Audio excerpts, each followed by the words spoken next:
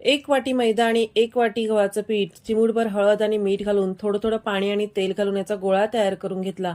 आता 1 वाटी तीळ आपल्याला खरपूस अशी मंद आचेवर भाजून घेऊन मिक्सरमधून बारीक करून घ्यायची. त्यानंतर 1 वाटी डाळ स्वच्छ धुवून कुकरला आपल्याला छान अशी शिजवून घ्यायची आहे. डाळ शिजवताना यामध्ये 1 चमचा तेल आणि चिमूटभर हळद घालायची आहे. आता ही डाळ शिजवून घेतली की यामधलं पाणी काढायचं. डाळ आपल्याला वाटून घ्यायची आहे आणि जी आपण तिळाची पूड केली होती ती देखील यामध्ये वाटून घेतलेली आहे. दोन्ही जिन्नस एकत्र करायचे. पॅनमध्ये 1 चमचा तूप गरम करायचं. यामध्ये दोन्ही जिन्नस घालायचे. 2 वाटी इतका गूळ घालायचा आणि हे सगळे जिन्नस आपल्याला कोरडे होईपर्यंत किंवा हे मिश्रण थोडंसं दाटसर होईपर्यंत आटवून घ्यायचं आहे.